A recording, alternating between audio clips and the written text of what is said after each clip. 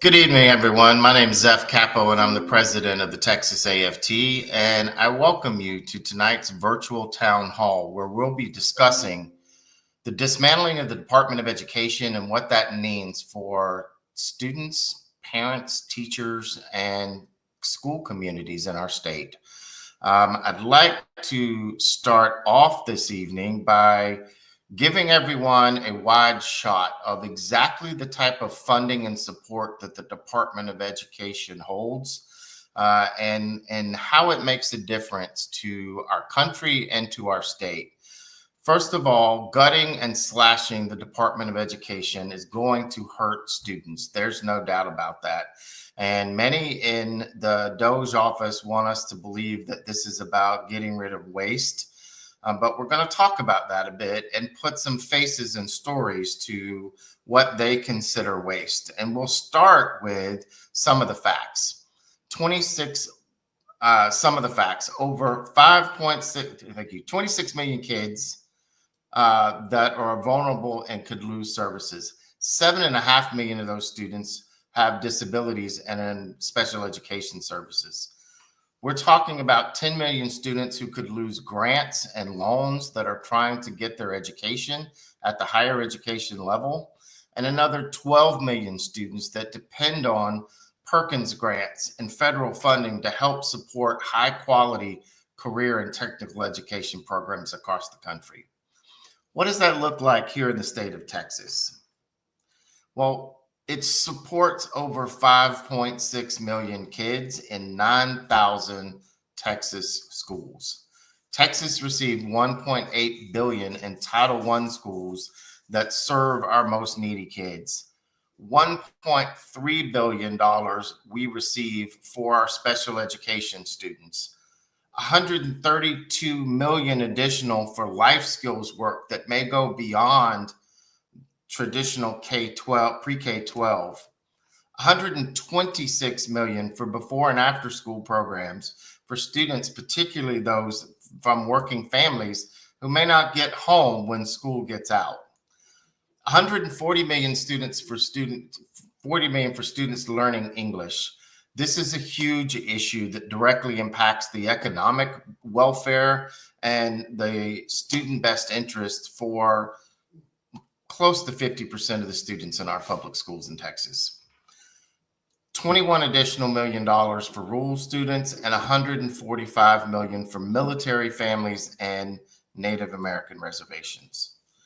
So what I'd like to do, I'd like to start off with, or I'd like to move now to a quick video that AFT put together that encompasses what's going on across the country and for our Protect Our Schools events nationwide. Could we cue the video, please? Send your kids to private school, you'll be fine. But if you rely on public schools, special education, transportation, pre-K, or federal student aid, you may need a new plan, because Yuan and his Doge Bros have a plan too, and it's not just targeting waste, fraud, and abuse. Delete entire agencies. If your dad's a billionaire, don't worry, you'll be fine. But the rest of us need to sign the petition and call our Congress people fast. So this isn't just about coming on and spending an hour with us and hearing information about what's happening or what could happen to our schools. It's also about ending the night by taking action and taking steps to help protect our students and protect our schools. We've seen that there's danger in what's happening in DC, and we want to make sure that you leave this meeting today equipped with the information and the opportunities to actually make an impact.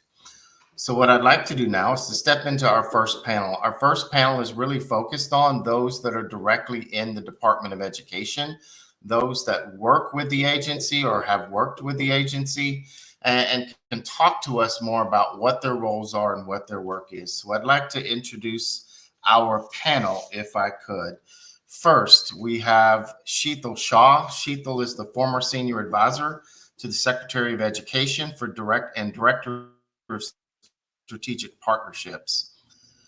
We're also joined tonight by Montserrat Garibay. She is the former Assistant Deputy Secretary and Director of the Office of English Language Acquisition at the U.S. Department of Education.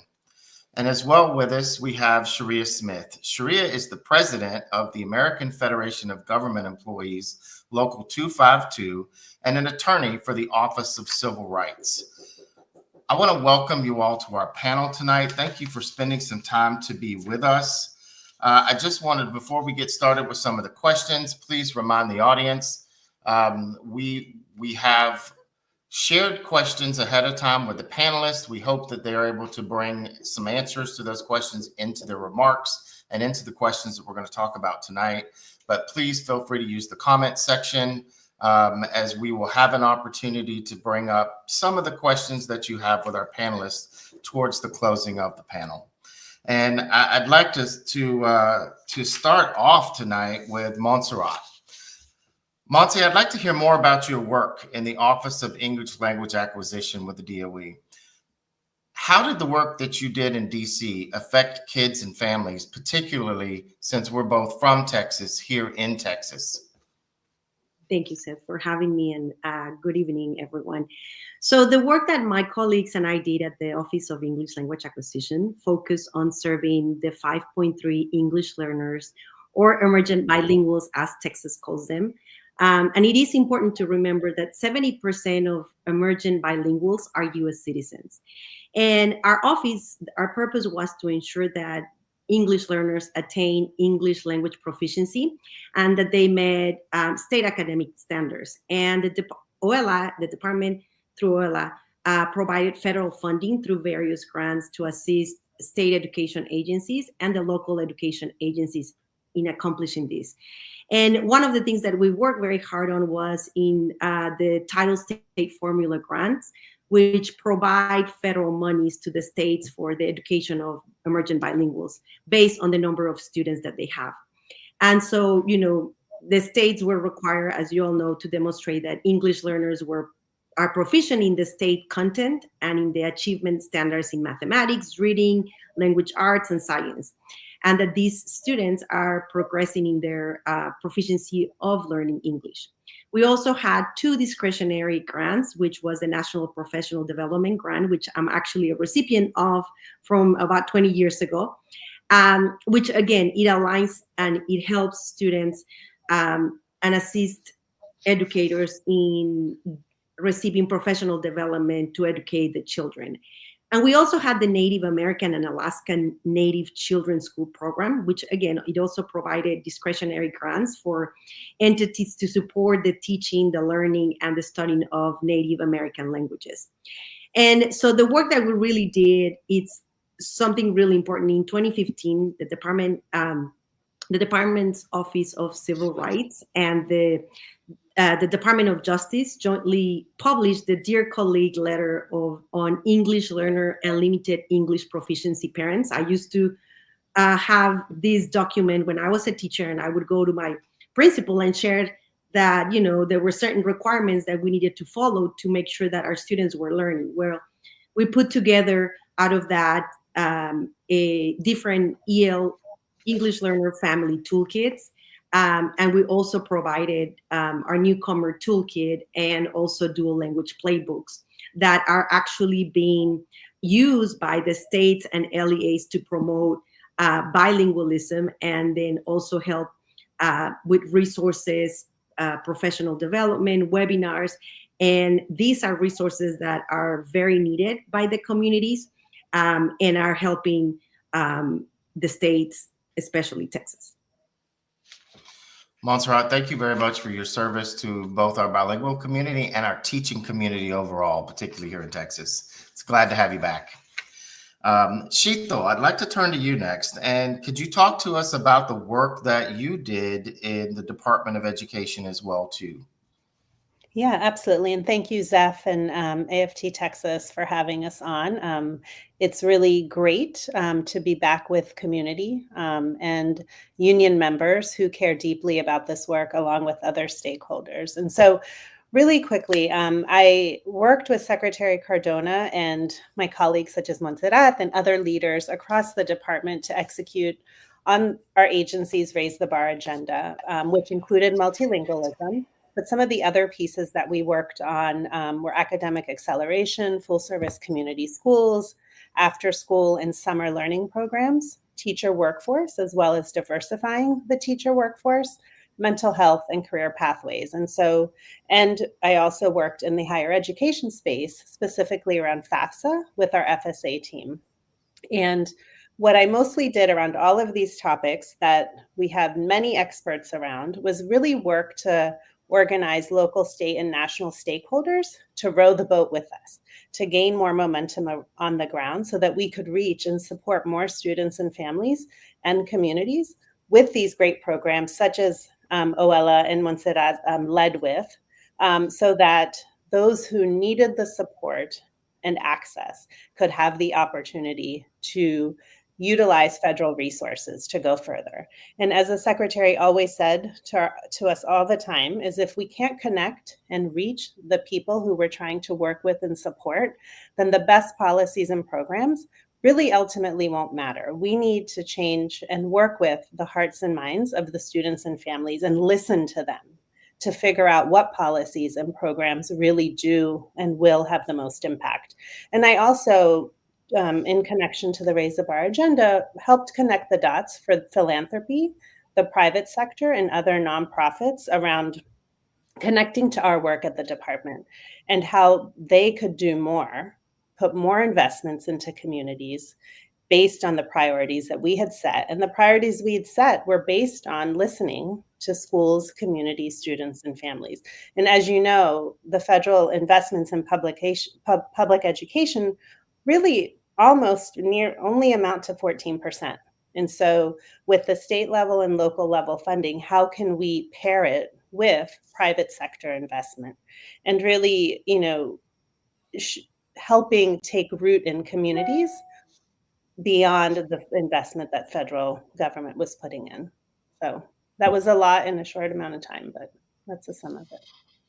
Yeah, it was, but so many of these things are important. I mean, as a content teacher myself, I don't know that I would have necessarily been able to be successful with my students if I didn't have the supports to help bilingual students or emerging bilingual students be able to get content in my classroom, which it sounds like the federal government was responsible for helping to make sure that those supports came to teachers. And Sheetal, I know the work you had talked about doing community schools work, the changes that we saw in parents and the way that they would choose schools based on schools having real wraparound services, community supports that met their particular needs was amazing. So I'm not hearing a lot of waste fraud yet. Maybe we'll get to it later, but haven't found it yet. I appreciate the work that y'all are actually doing. I'd like to turn to Sharia. Sharia, you're the president of AFGE Local 252, which represents Department of Education employees. Who all does your membership encompass? And as a fellow unionist, how are they weathering through the storm? Yeah, so I'm glad you mentioned the not hearing about any waste, fraud, and abuse. We are actually the tiniest federal agency. We only have 4,000 employees nationwide. That includes our politicals, that includes our managers, and our local represents all 2,800 of the bargaining unit employees nationwide. 200 of those live in Texas. And our members are civil rights attorneys like me, loan processors for people who are applying for student loans, statisticians, IT professionals, press specialists. What we are not, though many of us are former teachers, we are not teachers. We're not in the classroom. As our members of AFT probably know very well, you take your cues from the Texas Education Agency, TA. I was a former teacher, so we do not dictate curriculum. And so I think there's a lot of miseducation about what the Department of Education actually does. For people who make way more than anyone else, any of us on this call, really curious about, when we talk about fraud, waste, and abuse, how many people who are making double our salary who don't seem to even understand what we do at the U.S. Department of Education. But you asked how we were weathering the storm. And I think I'll just pose a question to the viewers and to you, Zeph. If you committed your career to serving the public. And hour by hour, you don't know if you're going to be terminated. You are not able, since January 21st, have been stopped in all performance of your work. Your colleagues are getting letters in the middle of the night saying they're on leave or they are terminated.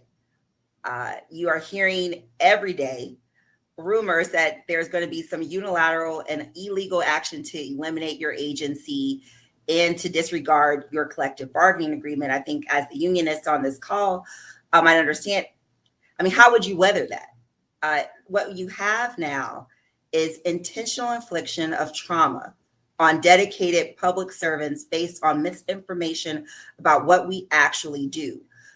And they're pointing the finger at people who make a fraction of what our detractors make. And we're actually doing work. Many of our detractors in Congress are allowing this administration to work unilaterally and without them even doing any work. And they're the ones who are not working. It's not us. Though we have been forced not to work by this administration, we have been forced not to serve teachers, not to serve school districts in Texas, not to serve students. And it has been a huge disservice to our state and our nation. But, I think we're weathering the storm as good as we can, given that situation. And I think it is a concern for all working people, what is happening to my members in the Department of Education. Sharia, thank you for that. And you know that we stand by you through this work and your members. But I'd like to talk to you a little bit more about your specific work, because as an attorney with the Office of Civil Rights, you are often the last line of defense for families with some of our most vulnerable kids, special education families trying to work their way to get the best for their students and have run into a roadblock either with their district or their state. And Texas has been no stranger to those issues. So could you talk about what are some of the protections families could lose if the DOE goes away or your office is not part of that department? Yeah, great question. And in a lot of ways, my job with the Office for Civil Rights was a dream job, to come from the classroom and then leave and go to another career to practice law, and then be able to dedicate or marry both of those experiences to further increase access to education is an absolute dream. And right now we have a dream that's been paused. And you're right by saying that the Dallas office is one of the busiest offices, and the Dallas office handles all civil rights complaints coming from the state of Texas. And we enforce Title II, which is our largest. Title II is, of course, the protection of students with disabilities. It is our largest bank of work. So we not only help ensure that students are receiving their needed services, their IEPs, but we also help ensure that the school itself is accessible. So if you have parents or students who need wheelchairs or accessible parking, we help make those things happen. And oftentimes, before I get into Title II, we also enforce Title IX, which is the protection of discrimination based on race. Based on gender. Title VI, which is protection of discrimination based on race. But Title II, disability work, is our largest bank. And we are often the last line of defense. So when families come to us, they have already tried to work things out with their school district. They've tried to work things out with their state. Families are able to come to us by solely submitting a one-page complaint. You don't need a lawyer. Once you file that complaint, you get a free lawyer. And my colleagues and I are amazing. Ivy League degreed. When we were in private practice, we charged way more than free. And we worked very hard to make things accessible for parents and for teachers and for educators. And we also, many of us are former educators ourselves. So we are not antagonistic toward the school district. We are trying to work on resolve. And we are able to resolve complaints in our office largely within 6 months. If we are eliminated, certainly there are plans to move our office to the Department of Justice. I'm a former litigator. Department of Justice requires you to hire an attorney. The attorneys will not be free. Litigation takes years. So you may have a child in school who might be a freshman, and before, they may have already graduated before your case even is adjudicated. It takes years. And the Department of Justice will not take every complaint or every case. We take every one. We have tens of thousands of cases, unfortunately, that are now sitting on hold.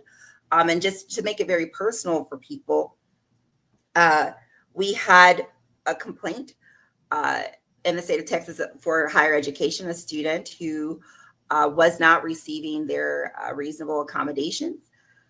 Tried to talk with their professor. The professor said, this is a weed out class. You shouldn't have extra time. And we were able to get that resolved. That was a few years ago. But imagine the students that are having those issues now and may have those issues in the future. You're a college student, especially if you aren't getting student loans because our FSA, our largest division, has been stalled. How can you afford an attorney to make sure that you are getting extra time on your test? So this is, again, a concern for working people and for my fellow educators out there. Our agency also administers public service loan forgiveness. What becomes of that service if we are eliminated? I know I've talked for a long time, Zeph. I've gone into stuff that you didn't even ask, but we are facing destruction of our careers and our work, and that impacts all of us. Thank you for sharing. I thank all of you for sharing and frankly putting a face on what the U.S. Education Department does and the services that are actually provided to educators and families. I want to take a minute to see if we have some questions from the audience. So I want to check in with Marco to see if he has any questions that have come through from the audience for our panel. Yeah, absolutely, Zeph. Thanks for bringing me on. So I do want to flag some questions, particularly from our most recent commenters. Thank you, for those that are commented. Thank you for commenting. Keep commenting. From Gina D, what just happened with DEI and education at the federal level? It's a pretty big question, but maybe we can break it up into constituent parts. Is that directed towards anyone? Anyone in particular? Well, I can say what's happened in the Department of Education, at least for our membership.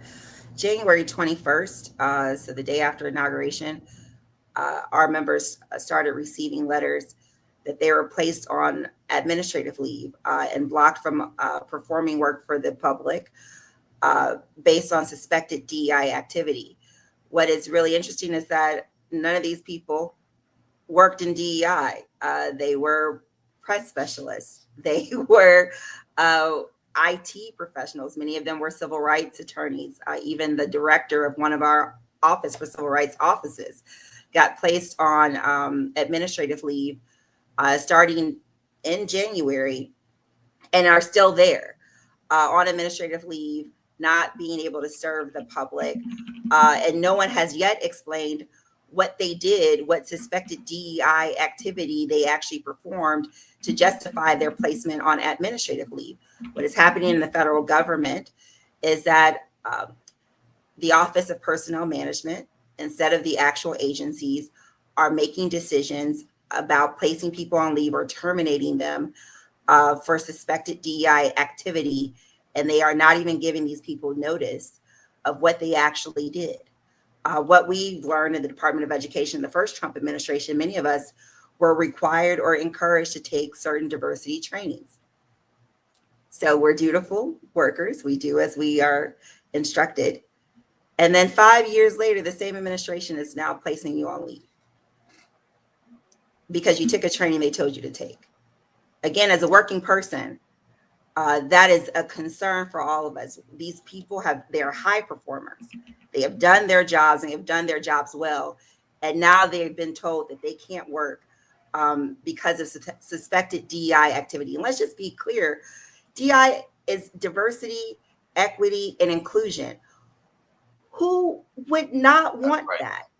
Yeah, that's right. That's right. And I'm so glad you made that point. The first Trump administration assigns training to individuals that they're now terminating them for enacting, basically continuing the policies that they were told to do. That is deeply concerning on many levels. And it shows that decisions are being made based on politics and not on substance. It's a prime example. Marco, I think we have time for one more question. Goodness, that's a lot of pressure, Zeph. I think I want to bring in our other two panelists, in particular, Monsi. So Beth V asks, what will happen next year with bilingualism in Texas? I know that we have you on from the Office of English Language Acquisition. I don't know if you have any insight on that. Well, that's a very great question. As you all saw on Saturday, the president also signed an executive order making English the national language, right? Look, at the end of the day, each state mandates what happens in education, right? We are very lucky that under the Biden-Harris administration, we provided a lot of resources. One of them was our dual language playbooks, who are actually in the hands of educators right now. And as a state, they also have the Silo Biliteracy, who actually those numbers are growing, and all 50 states have that. So at the state level, I think it's going to be really important that we organize, that each and every member that is here today organizes. Dolores Huerta used to say, every moment is an organizing opportunity. Every person, a potential activist, and every minute, a chance to change the world. And fellow educators and union members, this is the time where you need to roll up your sleeves, call your state legislators, your congressmen, and tell them that our education is not Democrat or Republican. Our education of our children is what is going to make our country great.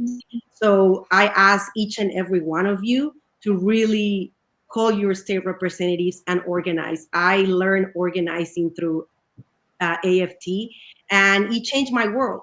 And I know that right now there's a lot of concerns, but we've been through this before and we prevail because we organize. And I think right now it's the chance, with all the different resources that the Department of Education under the Biden and Harris administration provided, you can still use those, and you can still provide good quality dual language programs to the students that are in your classrooms.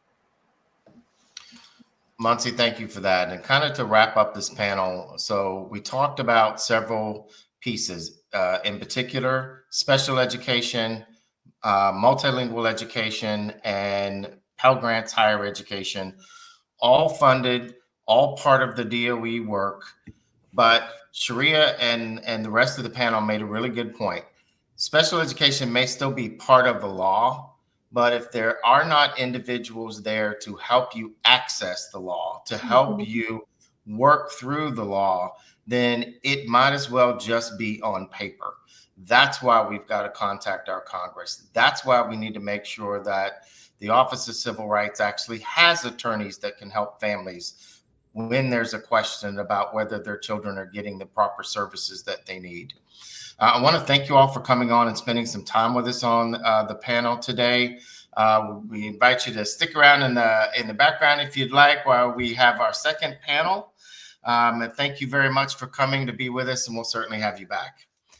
Thank you. Nicole, could we bring up and introduce our second panel? Our second panel is really focused on those that are working on the ground, working in our institutions, whether it's higher ed institutions, whether it's working directly with families that are impacted by many of these laws and what could particularly be lost. So I'd like to start off with introducing first, joining us today is our colleague, the president of the AFT Lone Star Local, John Bergdorf.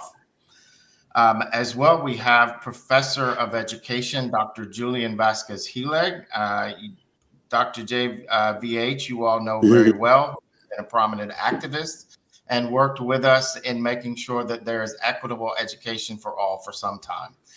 Good to see you again, sir. Joining us as well, too, is an attorney, Martin Serkiel. Thank you. I didn't want to butcher your name. Martin came to us from TAPA, and we're going to talk about TAPA during this panel as well, too. Martin, why don't you tell them what TAPA stands for so I don't get that wrong? Sure, real briefly. It's a local organization of a Texas organization of parents, attorneys, and advocates. And we tend to work particularly with families with children with disabilities receiving special education and or Section 504 accommodations. And we also represent family members and educators and even people in secondary education that need accommodations in college or graduate school, nursing school, medical school, all that. Thank you for being with us today. And it's really important to have your voice here and make sure that TAPA is known to participants, particularly as we heard from Sharia, that the individuals in the Civil Rights Department may not actually be there to help parents and families as we move through. So to start us off first, I'd like to take a look at what the facts and figures are for this particular panel. We wanted to focus on some of the funding that comes through the DOE, Department of Education, for higher ed across the country for 2- and 4-year universities, $131 billion in student loans for over 3.8 million Texans, $3.4 billion in Pell Grants for 670,000 students, $140 million to support many of our colleges and universities that have often been marginalized, and $159 million to help first-generation college students, like many of us, like myself, students with disabilities, students with lower incomes, actually make it through higher education. Thank you. In addition, developing our workforce, there is nothing. If we want to talk about Texas being the 8th largest economy in the world, we can't do it, and we have not been able to do it without the supports that provide for strong, stable community colleges and career and technical education. We can't do it without providing the career skills necessary, and in particular, the help for rural communities in a state like Texas. What the Department of Education has done is directly impacted in our economy being as robust as it is, no matter what anybody in our state government says. So let's start off, if we could. John, I'd like to start with you. Could you, I know that we've got a group of people out there that are pretty diverse, quickly just describe what does a typical Lone Star College student look like, and what would these cuts mean to the students and families that you serve at the community college level? Yes, so thank you, Zeph. First of all, thank you for including me. I'm a proud member of Texas AFT and someone who is still in the classroom doing the work day by day and loving it. Actually, I am approaching my 50th year in teaching, so it's a very exciting time for me. So yes, Lone Star College particularly classifies as a Hispanic serving institution. We serve a very diverse group of people. We have no majority group of people. Our Hispanics are in fact the largest population. Many of our students are first in college in their families, a very large percentage. The sort of stereotype of what you think of a college student as being someone who's 18 years old straight out of high school does not really fit what happens in a community college. Over half of our students are 20 years old or older, and 1 in 5 or 25 or older. So these are people who generally have been out in the workforce for a while and are coming back. About a third of our students are not doing traditional working towards bachelor's degrees. They are in workforce programs. working in a 1 year or 2 year program designed to get them into the workforce very, very quickly. So a very different kind of, a very big mix. We also have dual credit students, a substantial number of them, many thousands of dual credit students who are still in high school, and their parents are counting on us to provide a basis so that they can have their own education when they get to college a little bit cheaper. If they can skip a couple semesters, that would be great. And we actually even offer bachelor's degrees now. So we really have a lot. I couldn't tell you exactly what percentage of our students are on Pell Grants, but it is substantial, probably at least a half. Registration for fall semester begins week after next, and students are already applying for those grants. And the idea that those grants, that it's unclear what will happen to those grants, will be devastating.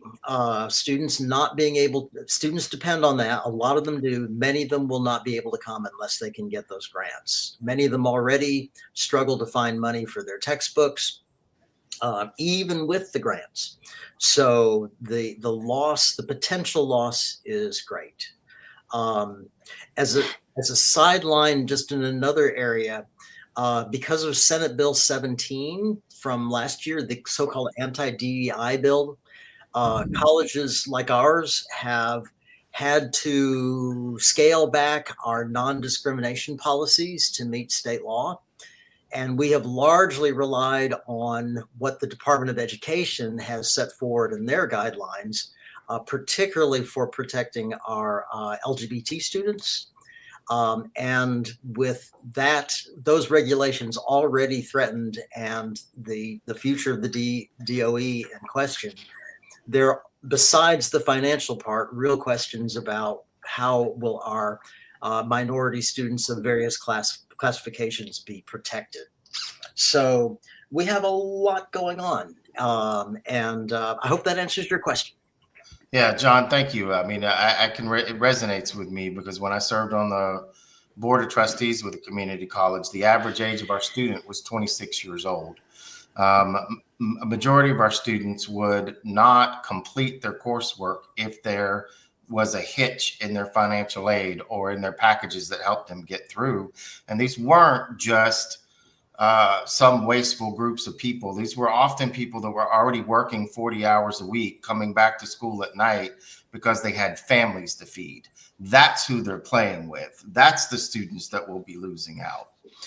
Thank you. I'd like to go to Dr. Helig. I've got a couple questions before we get to Marty and really dig into some of the 504 and ADA issues. Great. 2 questions for you, sir, that I think are really important.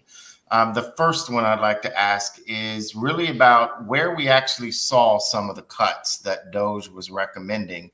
And though they seem to exaggerate the amount of money that they were cutting, there was a significant amount that they were taking, particularly from the Institute for Educational Statistics. I believe it was the research Sciences. Institute for Educational Sciences. I know you've done a tremendous amount of research work in your career. What does that actually mean, particularly to schools on the ground and families? Yeah. So just first, thanks for inviting me. Worked for the Houston Independent School District from 99 to 2001, and then was at UT Austin for almost a decade. And my ancestral roots of my family are in Luling, Texas. So I'm just so glad to join you today.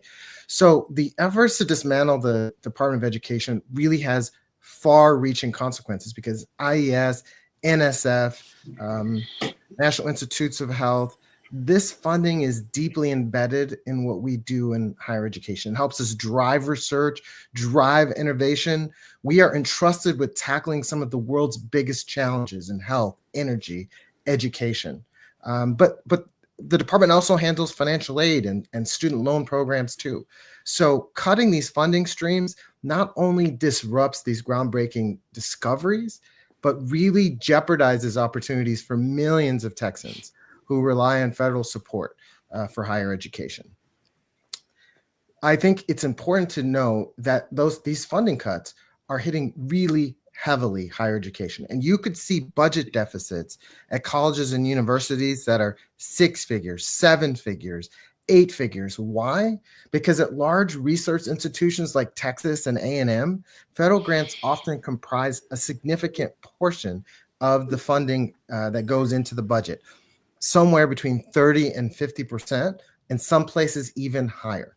And so that's an important part of the overall operating budget. So you can see how this pullback from funding is really problematic. So regional universities from Texas to Sul Ross, these federal dollar support programs like teacher training, rural healthcare, engineering. Lyndon B. Johnson, former president, said, education is not a problem, it's an opportunity. So if these funding streams are cut or disrupted, you're going to see ripple effects. They're going to have consequences. Fewer research opportunities, obviously, but we're going to lose faculty and staff positions. You could see percentage cuts to faculty and staff salaries, dramatic increases in tuition and fees, ultimately diminishing the cutting edge innovation that make Texas, A&M, the Texas state system, some of the best institutions in the world. Higher education is one of the things that the United States does better than any other country. So it is so important that these investments continue. So stripping away the support for financial aid for IES, as you mentioned, NSF, NIH, it not only threatens our institutions, but the economic possibilities for Texas. Thank you for sharing that with us. And one of the issues that's really important to a lot of our members out there is the public student loan forgiveness program. And I want to remind everybody, this was not some left liberal program that was passed to give away tax dollars to people. This was a common sense legislative program passed in 2007 and signed by George Bush, former governor of Texas, former president of the United States, to incentivize people to go into taking often lower paying jobs in the public sector to take care of our country at government levels up and down the line. And part of what the Department of Education does is implements this program. As a matter of fact, we've had to sue them about this implementation. So can you talk about what not having the department there to do this for could potentially impact our folks that are on these plans or eligible now? Oh, sorry, go ahead. I said, or eligible now. Yeah. Okay. Let me talk about some of the biggest programs first. Of course, there's some smaller programs, but some of the biggest are the Pell Grants, which helps low-income students afford college. You gave us some numbers on that in the lead up. There's also work-study programs, which provides low-income students with campus jobs. There's also the direct student loans, which we've been doing since the 1990s. And you have these payment plans that you talked about, the federal student loan forgiveness programs, which was, of course, signed into law under Bush. So, but without the Department of Education, the question is, who will take over these responsibilities? Will states take on the burden? I know one of the things that's happened here in Michigan is that the state has provided extensive funding to districts and universities to help solve the teacher shortage. And we've increased our teacher education enrollment by 30% in our university. So that's an example of states really stepping up to the plate with their responsibilities. But will states take on the burden? Or will private banks once again control student lending as they did before the direct loan program was introduced? So if federal aid disappears or becomes privatized, then colleges and universities will become even more inaccessible for first generation, working class, middle class students, particularly in states like Texas, where public universities rely heavily on manageable tuition. So dismantling the Department of Education is not just about policy or politics. What's happening here is the fundamental redesign of access to education. So the loss of federal oversight and funding would mean severe reductions in research funding, as I talked about, likely increased debt burdens if financial aid programs like the Pell Grants go away. Fewer scholarship and grants would make college less affordable for Texans, especially from historically marginalized communities. And then you would likely, as talked about in the last panel, weaker protections for students and for their families due to less federal civil rights enforcement. And I thought one of the points that was really great from the last panel is that enforcement may still take place, but your kids may graduate from high school until a decision is rendered in the courts. And that's not helpful. So Texas educators, students, and families need to pay close attention. I understand that right now you don't feel these things, but these things are just around the corner because the consequences of these policies will directly impact the economic mobility of our communities and the future of higher education in the Lone Star State. So this is a train that is coming down the tracks. And so it's important for us to understand if we don't change course, there's going to be a big issue for students and families. Thank you for giving that very clear description of what's at stake and then helping us get on the path to knowing what we can do to help change it. I'd like to bring in Martin now. Martin, let's start off with, could you just, for our audience, explain what role you provide, what work you and your colleagues at TAPA do to assist families and students? Sure. Well, kind of in the broadest sense, it's just made up of, once again, parents, attorneys, and educational advocates to help parents within our group mostly work on special education services and or 504 accommodations for their children with disabilities. So that's our kind of general work that we do as a group.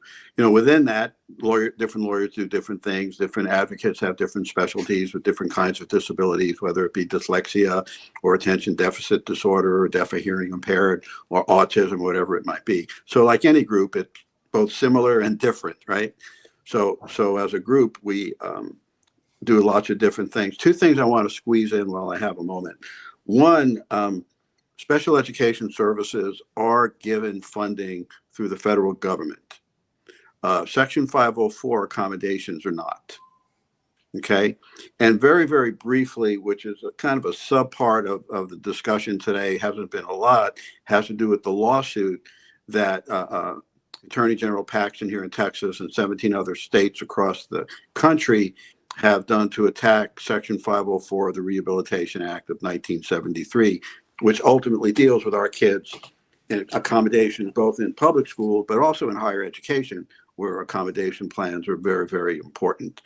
And just briefly, that lawsuit does three things. The first is to do away with rules that were promulgated to protect children and other individuals, adults in educational environments with gender dysphoria, the term might be. Gay, lesbian, transsexual children and students. The goal here is to take away the rules that protected them in their particular area of need.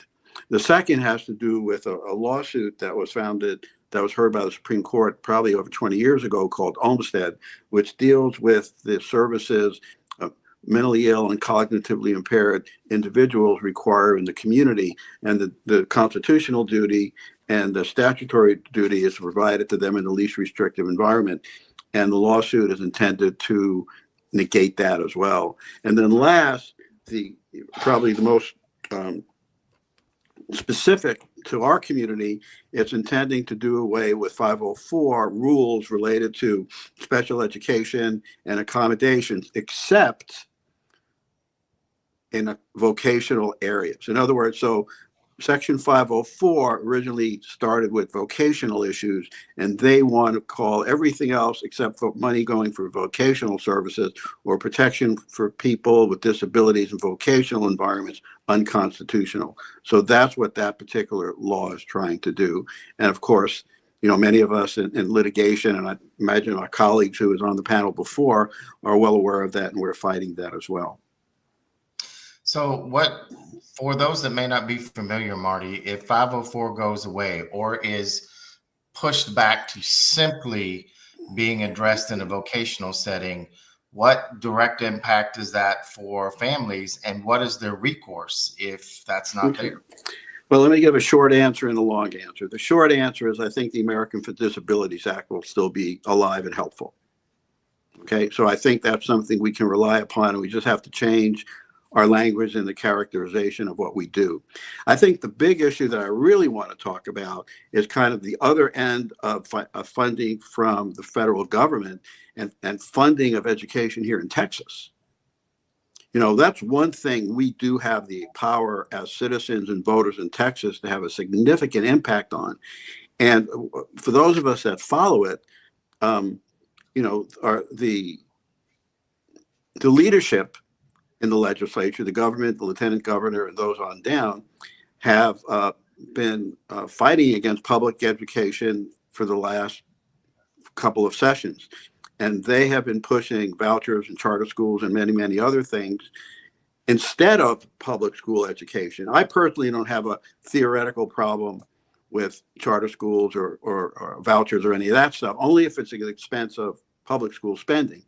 We're the second richest state in the country. We are probably somewhere, depending on who you ask, 8th and maybe 12th biggest economy in the world.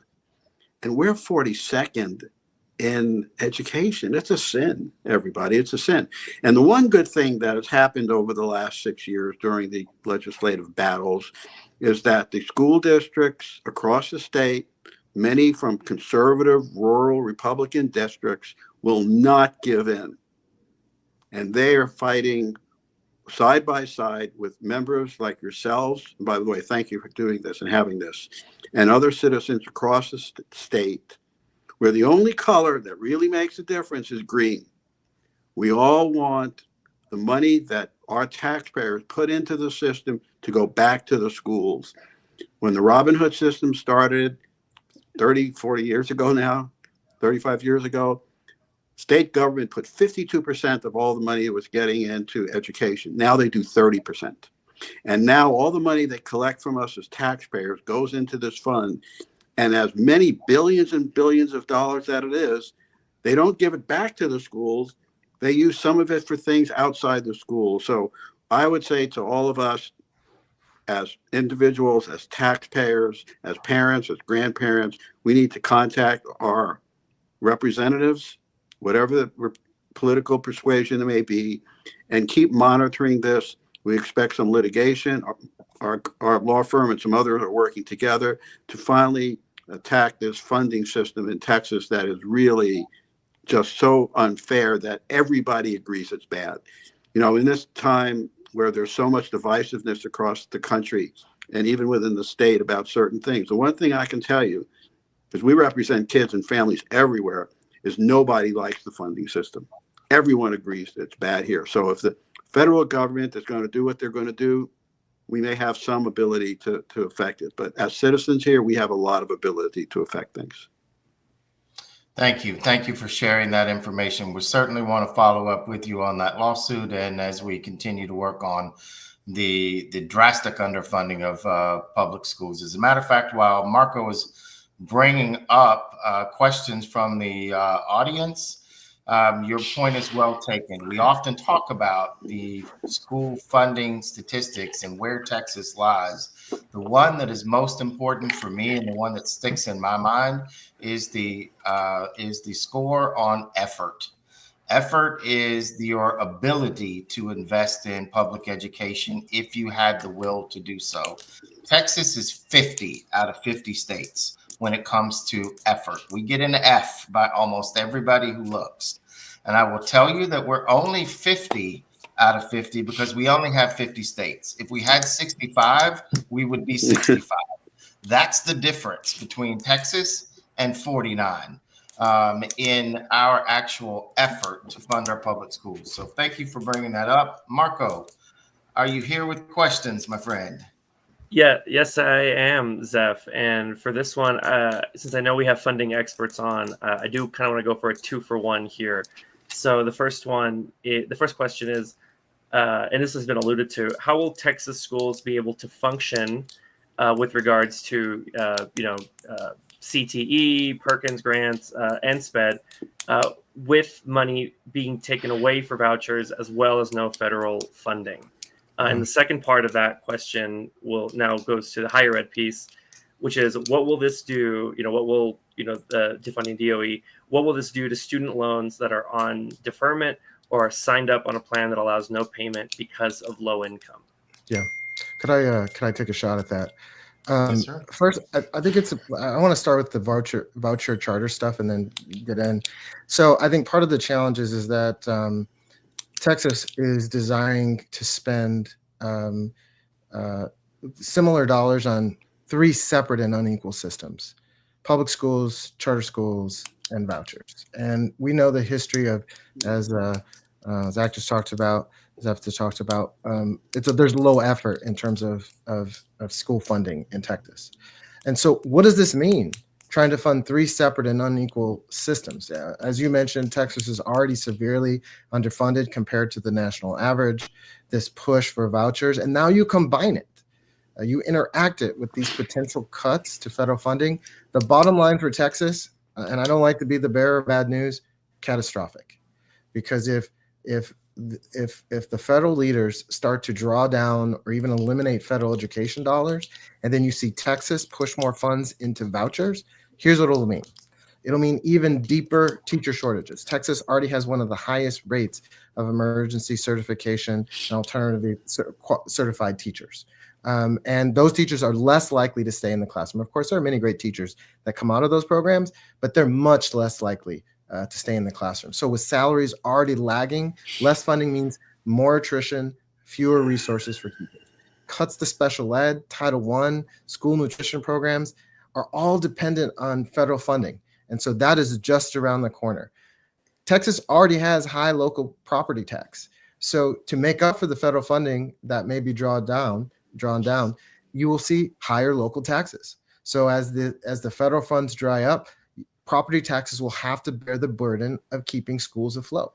So I think the last panelist just made a really good point, which is that we have to mobilize.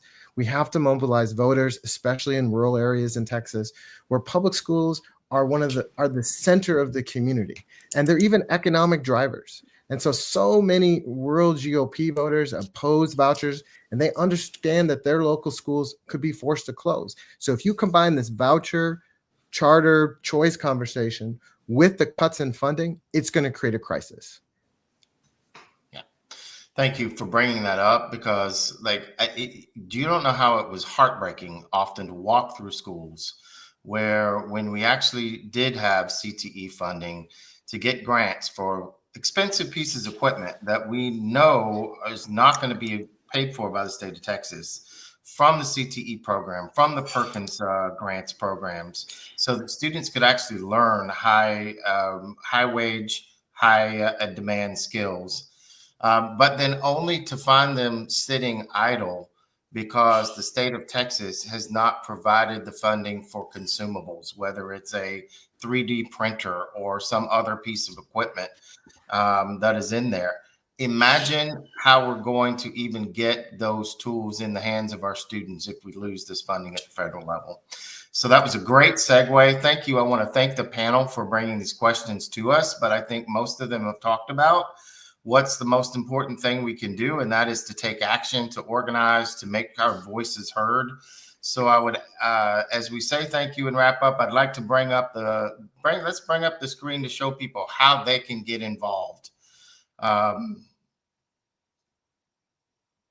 Take action. If you go to our website at texasaft.org/join, first and foremost, if you're not a member, join today. Contact someone who isn't a member who works in schools. Contact your representative is the most number one piece. And you can find ways to do that on our website. You can find our toolkits that are included that should have been dropped in the chat. You can make your way to the page where you can send an action letter. We've gotten some pulled up that you can even change to put in your own voice, and that will help you find who your elected official is.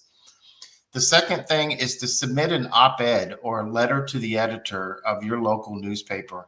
It would be great if all 900 and some odd people that signed up with us tonight, and we'll get the follow-up emails, actually sent in a letter to the editor of their local newspaper, so that we could flood the zone with people that are deeply concerned about what's happening to our local public schools and our students. And then obviously, share your story. Share your story with us. Share your story with your elected officials. Share your story with your community, because I'll be honest, and it probably was put into the comments somewhere, people care less about the facts and statistics. They care about your story. They care about how it's impacting the people around them, and your story is what moves people. So we are at 7 o'clock. I want to respect your time. I want to thank you for being with us tonight. I want to send a shout out to all of our panelists for giving of their time and sharing their information. Again, my name is Zeph Capo, president of the Texas AFT. It's been my pleasure to host you this evening. Please send your letter. Please make your voice heard. And if you are out there tonight, you can also join us to advocate at the state level on March 10th. We will be holding a rally, and we will be holding an advocacy day with our members and with our community at the Texas Capitol on March 10th.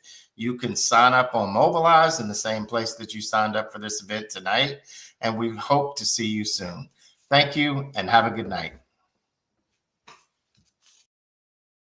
Without the union, well, I'm pretty sure we would be in turmoil. I have been employed by the district for more than 23 years, and I am currently homeless. I take care of Texas kids every day, and I make $23,000 a year. I don't want to walk away from my kids, but I have to take care of myself.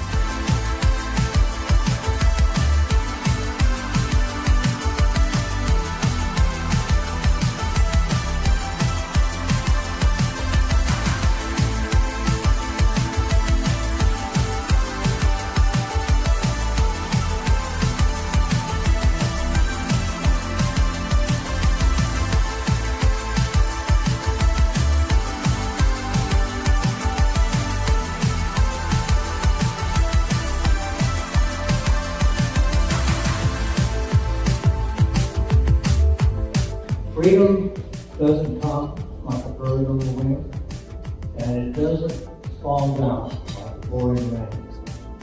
Freedom is a hard-won thing, and every generation has to win it again. It's your generation that now has to go out and fight.